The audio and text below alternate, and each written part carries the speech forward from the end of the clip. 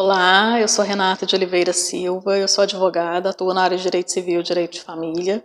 Vou estar trazendo aqui alguns temas do direito de família para serem esclarecidos numa linguagem simples, né, e entendível pelas pessoas que normalmente carregam muitas dúvidas, né. O primeiro tema que eu vou trazer é o tema sobre pensão alimentícia, especificamente a pensão paga de pai ou mãe para filhos, né? A gente sabe que historicamente aí sempre foi mais o pai o prestador de alimentos, mas na composição nova de famílias muitas vezes também é a mãe, né, que presta esse alimento. É importante saber que a prestação alimentar nesse caso ela é sempre voltada para o filho, tá? Essa prestação alimentar ela é trazida, né, no regramento jurídico, dentro do Código Civil, no Estatuto da Criança e Adolescente, na Constituição Federal. E quando as partes não conseguem, né, acordar isso espontaneamente, extrajudicialmente, fora da justiça, isso vai para a justiça. Existe possibilidade de ser tratado fora, isso é um tema que nós vamos trabalhar posteriormente.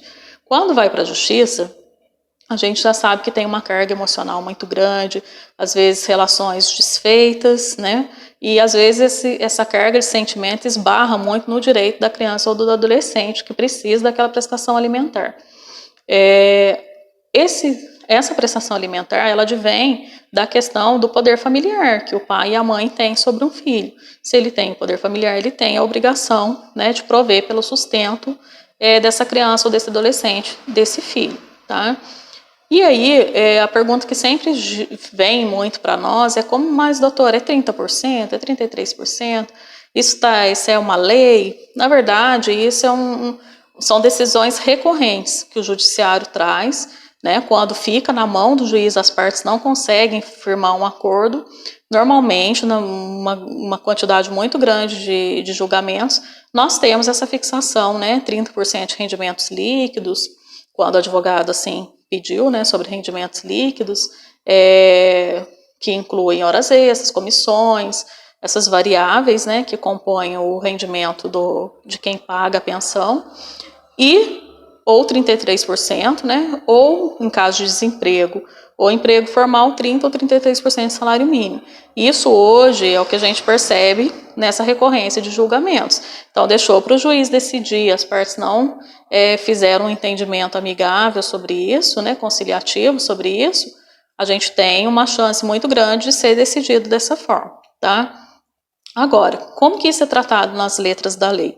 É tratado que a pensão seria fixada dentro da necessidade da criança e a possibilidade de quem paga. Então, isso é talvez o ponto mais delicado, porque aí a gente tem um processo o tempo inteiro sendo trabalhado, né? Quem representa essa criança, né, o pai ou a mãe que está representando a criança no processo, ou o guardião, é tratado como as necessidades da criança, que a gente sabe que são muitas, né? Uma necessidade básica de uma criança já é muita coisa. E, por outro lado, a gente tem quem vai pagar a pensão apresentando as suas possibilidades. Isso gera alguns sentimentos que a gente vê o tempo inteiro, né? A gente percebe que para quem paga é muito, para quem recebe é pouco, e aí há muitas controvérsias nesse sentido. A gente se depara muitas vezes com quem tem a guarda efetiva, né, da criança, com quem a criança reside, porque tem a guarda compartilhada, muitas vezes, mas reside com um só. Eu vejo muito um sentimento, né, de injustiça, às vezes, a pessoa fala, nossa, mas foi fixado dentro das possibilidades e eu não tenho essa opção. E eu falo sempre isso, né? Quem está com a criança na vivência diária, ele realmente não tem a opção da possibilidade, né? Quando a criança tem a necessidade, a pessoa tem o impossível, ela vai ter que se virar de alguma forma, ninguém consegue passar por isso sem fazer tantos esforços. Então, essa temática, ela tem essa questão, que eu gosto sempre de tratar com os meus clientes.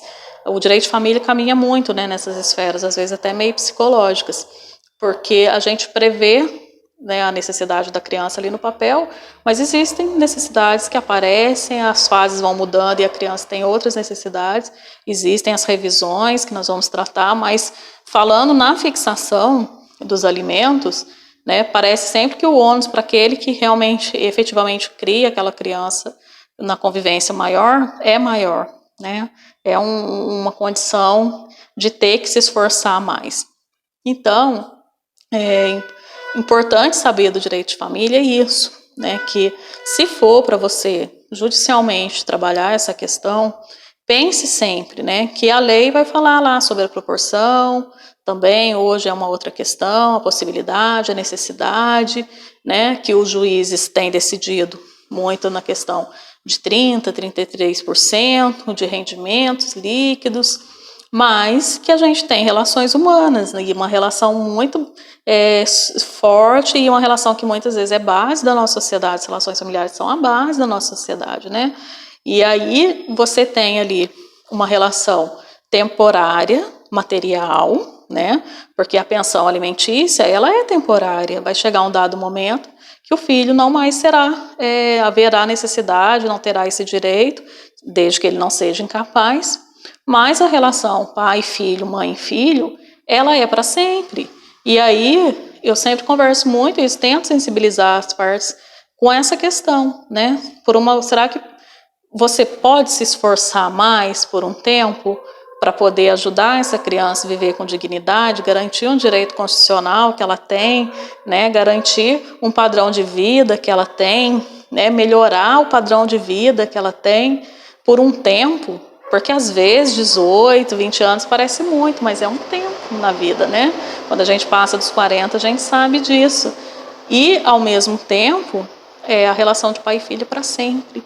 E se ela se deteriorar por conta dessa questão material, para resgatá-la depois, às vezes, é bem mais caro, né? Porque aí os custos já não são materiais, tá? Então, gente, a pensão alimentícia, os temas de família, eles exigem que nós tenhamos olhares sensíveis para ele, tá? Eu peço, né, que quem gostou do vídeo, né, coloque aí outros temas que queira ser tratado. Eles, no meu ponto de vista, serão sempre tratados, além dos textos de lei, sobre as visões, as experiências que eu trago, né, mais amplas, de convivência, porque são temas sensíveis. Direito de família exige sempre que você tenha um olhar humano, são relações humanas que precisam ser cuidadas. Tá? Estou à disposição para mais dúvidas e espero poder trazer outros vídeos e ajudar esse entendimento. Obrigada.